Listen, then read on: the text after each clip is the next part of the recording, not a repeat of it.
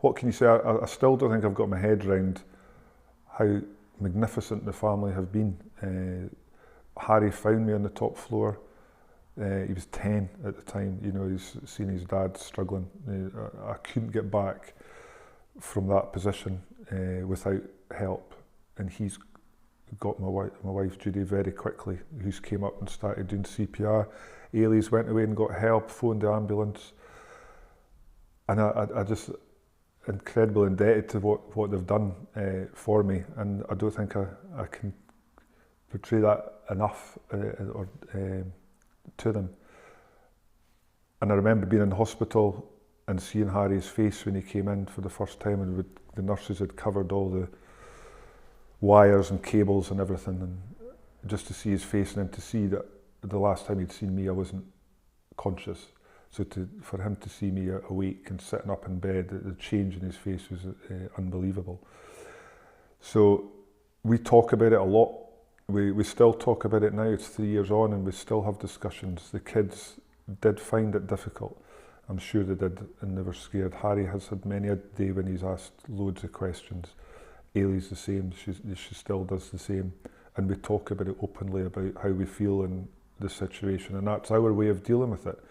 Our friends have been incredible. They've done a lot of stuff to help, but just little things like in the beginning was bringing food in to help out and you know, taking the kids for a couple of days or whatever. And now, when I was first going back to play golf, everything was set up for me to go with my friends. They had a buggy organised which I refused to go on, and things like that. So yeah, and they're very careful with me, but pleased that you're still there. And yeah, and again, we don't discuss it too much with other people as much as you know, because we've done that with them and things move on and they've got other issues in their life, but it's still a big thing for us.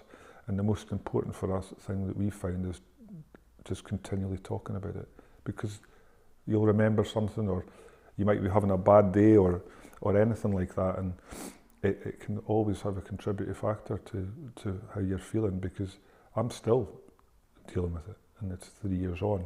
As much as I live a normal lifestyle, that's just how it is for us.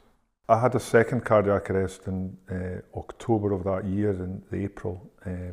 My defib went off, and I remember everything about that because I lost consciousness for about 15 seconds, 20 seconds. And I found that really difficult to deal with, because it was confirmation that I had an issue with my heart where I'd been denying it before and just putting it down to a virus and being unlucky. But this was just, it was a hard one to deal with. But the progression on through that time, being well looked after by work, having the help and support from a family was incredible. But even to the last year or so, I was back full-time working within a few months. I don't drive. I can apply for my licence back, but I've never felt, I'm lucky that I don't need to have my licence back. I get the train up to work, I can walk there. And that's a fear factor for me. I'm applying for it back now, because I think I'm in a stage now that I can do it. I'm lucky that I don't need it for my work, where other people might be. And that's the biggest thing that's taken me to get that. And I think if I'd probably used or found other agencies to talk that over, I might have been back quicker, because I would have felt like I was able to do it.